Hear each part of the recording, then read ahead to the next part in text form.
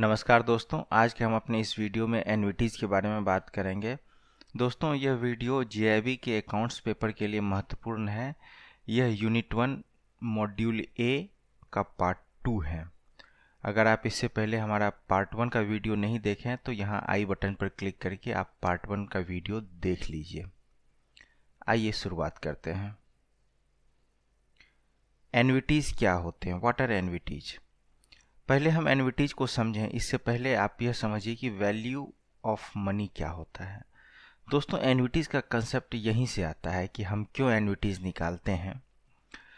Before discussing annuities, first understand what is value of money.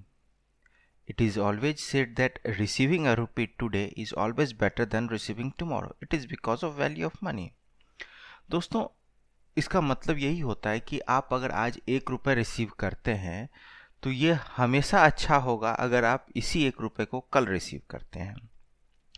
दोस्तों, एन्युइटीज़ का concept जो है कि कहीं ना कहीं वैल्यू ऑफ मनी से ही रिलेटेड है। अगर आप वैल्यू ऑफ मनी के इम्पोर्टेंस को समझते हैं तो आपके लिए एन्युइटीज रियल लाइफ का एक पार्ट बन जाएगा। आइए अब एन्युइटीज समझते हैं। एन्युइटीज क्या होते हैं कि are essentially a series of payments that you pay और रिसीव। वो एन्युइटी जो आप हर ईएमआई के तौर पे आप पे कर सकते हैं, रेंट के तौर पे आप रिसीव कर सकते हैं। यहाँ हमने लिखा भी है कि if you have taken loan you are paying annuities and you have let out your home you are receiving annuities. तो दोस्तों, यहाँ पर जब आप कोई अपना घर किराए पर देते हैं तो वहाँ से जो आपको रेंट आता है तो आप एन्युइटीज़ को रिसीव करते हैं। और जब आप कोई लोन लेते हैं, suppose car loan, home loan या हाउसिंग लोन आपने लिया है और उसकी जो आप ईएमआई पे करते हैं तो इसका मतलब होता है कि आप एन्युइटी पे करते हैं। यानी कि एन्युइटी क्या है? एक सीरीज ऑफ पेमेंट्स, यानी कि जिसमें आप पेमेंट भी कर सकते हैं और रिसीव भी कर सकते हैं। यही हमारा एन्युइटीज होता है। अब कितने तरीका का एन्युइटीज होता है, आइए इसको एक ग्राफ के माध्यम से समझते हैं। आपने यहाँ पर एन्युइटीज समझ लिया। अब इसके 2 तरह होते हैं, एक ऑर्डिनरी एन्युइटी जिसको हम OA लिखे हैं और दूसरा होता है एन्युइटी ड्यू जिसको हम यहाँ पर AD लिखे हैं। आइए पहले ऑर्डिनरी एन्युइटी के बारे में बात करते हैं। ऑर्डिनरी एन्युइटी क्या होता है? Payment made at and. अगर आपका yearly, monthly, quarterly, half yearly जैसा भी पेमेंट है तो आप अगर उसको एंड में करते हैं तो वो आपका ऑर्डिनरी एन्युइटी होगा। और एन्युइटी ड्यू क्या होता है? पेमेंट मेड एट बिगिनिंग, यानी कि मंथ शुरुआत होने से पहले या क्वार्टर या हाफ ईयरली स्टार्ट होने से पहले या ईयर स्टार्ट होने से पहले, यानी कि यदि आप बिगिनिंग में ही कर दें तो वो एन्युइटी ड्यू कहलाता है। एन्युइटी ड्यू का एग्जांपल जैसे रेंटल इनकम या लोन प्रीपेमेंट, वो ऑर्डिनरी एन्युइटी होता है।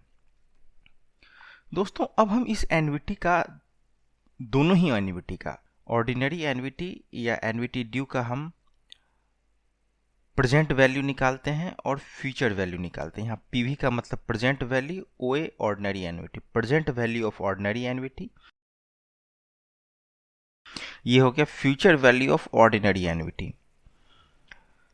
फिर उसी तरीके से ये हो गया present value of annuity due और ये हो गया future value of annuity due. दोस्तों, यही वैल्यू ऑफ मनी है कि आप कोई सीरीज ऑफ पेमेंट करने जा रहे हैं, कोई आप सीरीज ऑफ पेमेंट्स रिसीव कर रहे हैं, उसका वर्तमान में क्या वैल्यू होगा या फ्यूचर में क्या वैल्यू होगा। अगर वो एंड में पेमेंट होता है तो, अगर वो बिगिनिंग में पेमेंट होता है तो उसका प्रेजेंट वैल्यू क्या होगा, उसका फ्यूचर वैल्यू क्या होगा। आइए इसको और अच्छे से समझते हैं। Future value of ordinary annuity, इसको एक एग्जाम्पल से समझते हैं कि suppose you are investing 1000 each year and you want to know the future value of this investment at 5% after 5 years.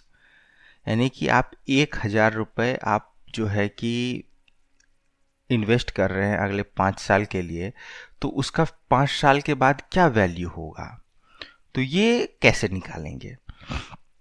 दोस्तों, इससे पहले के वीडियो में जिसमें हमने कंपाउंड इंटरेस्ट का बात किया था, अब उसका कंसेप्ट यहां पर लागू होगा। ये future value of ordinary annuity है, यानी कि ये एंड में पेमेंट होगा। तो यानी कि फर्स्ट ईयर के लास्ट में जब आप 1,000 रुपये पेमेंट करेंगे तो इसका मतलब क्या हो गया, पहले साल के आप लास्ट में कर रहे हैं, यानी कि वो अगले 4 साल के लिए पेमेंट होगा। तो ये क्या हो जाएगा, 1000 multiplied 1.05 whole to the power 4।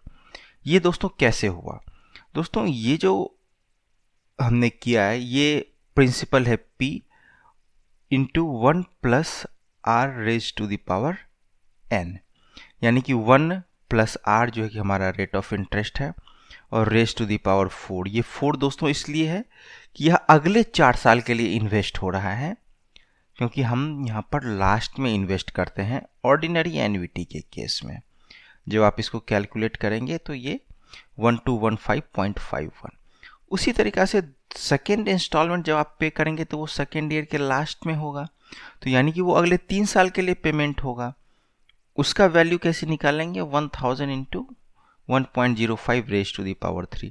दोस्तों ये जो 1.05 है ये ठीक कंपाउंड इंटरेस्ट का फॉर्मूला है, वही इसके में लगा हुआ है, जिससे कि यहाँ पर हमको फ्यूचर वैल्यू निकल गया।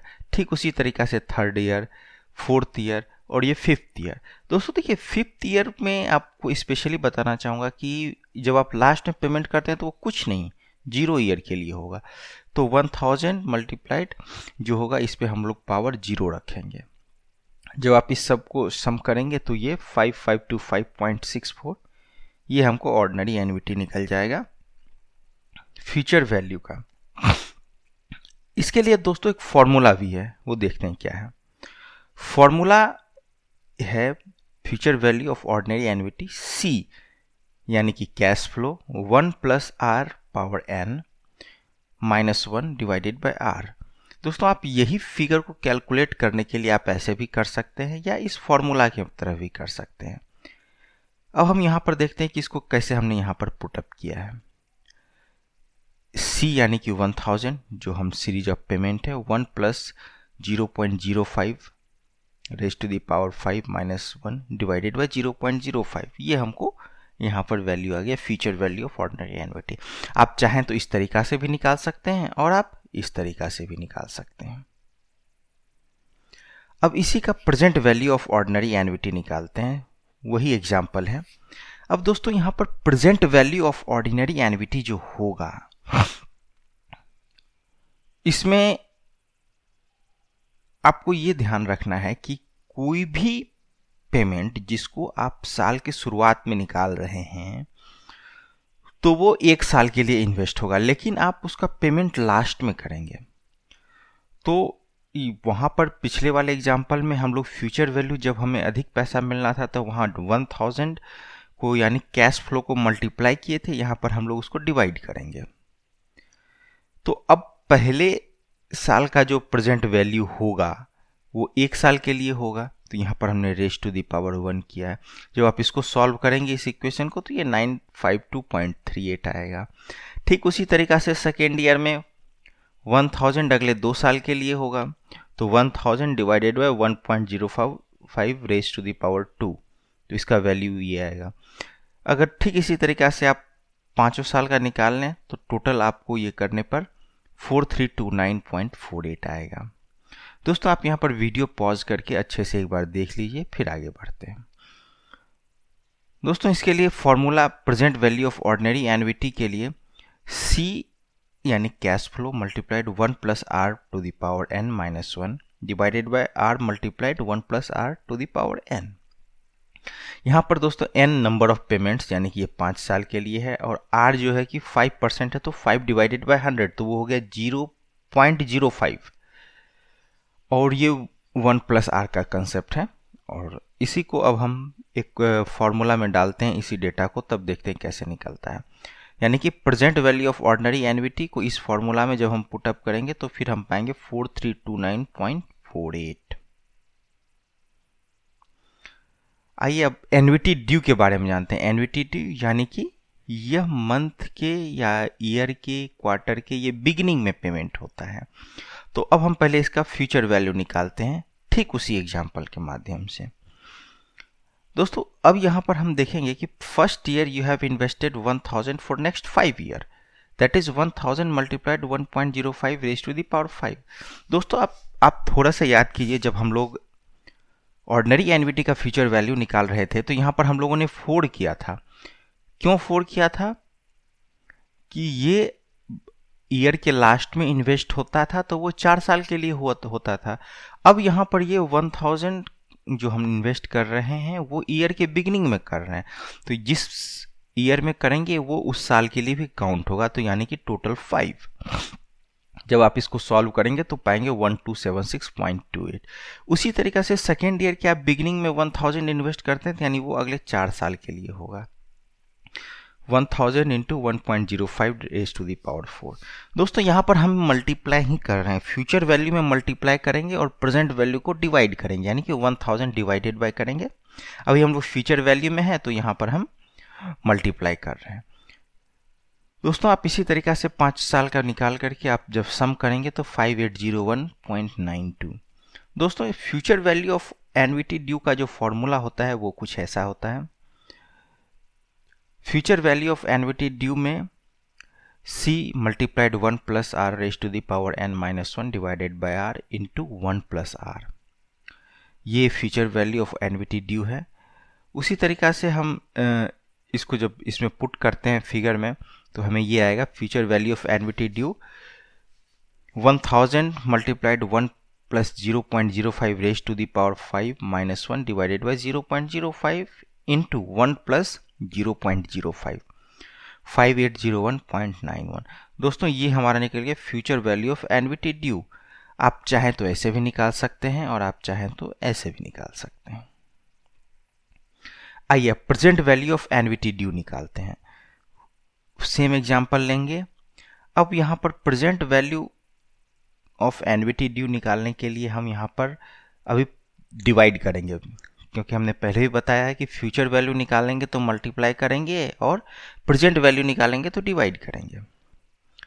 अगर फर्स्ट ईयर आप 1000 अगले 5 साल के लिए इन्वेस्ट कर रहे हैं तो यहाँ पर हम रेज टू द पावर 0 करेंगे, क्योंकि आप स्टार्टिंग में बिगिनिंग में आपने इन्वेस्टमेंट किया है और आपको उसी वक्त उसका प्रेजेंट वैल्यू चाहिए, तो वहाँ हम क्या करेंगे 0 करेंगे raise to the power.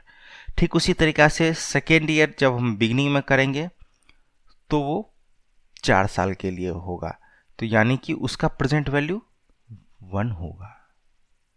Fifth इसी तरीक़े से थर्ड, फोर्थ और फिफ्थ जब हम करेंगे तो हमको ये वैल्यू निकल कर के आएगा। इस सब का जब सम करेंगे तो निकल के आएगा 4545.95। इसका फॉर्मूला होता है दोस्तों present value of annuity due का C multiplied 1 plus are raise to the power n minus 1 divided by r multiplied 1 plus are raise to the power n multiplied 1 plus r। इसी को जब हम इस डेटा को जब इस फॉर्मूला में पुट करेंगे तो हमें 4545.92। दोस्तों ये रहा एनवीटी ड्यू। हम उम्मीद करते हैं कि आप इसका एक नोट्स बना लीजिए और इसको 1 से 2 बार आप रिपीट कर लीजिए। एग्ज़ाम में श्योर इससे 3 से 4 मार्क्स का क्वेश्चन आता है। ये बहुत ही इजी है, निकालना इजी है, एग्ज़ाम में कैलकुलेटर भी अलाउड है, तो आप इसको आसानी से कर सकते हैं। धन्यवाद आपका इस वीडियो को देखने के लिए।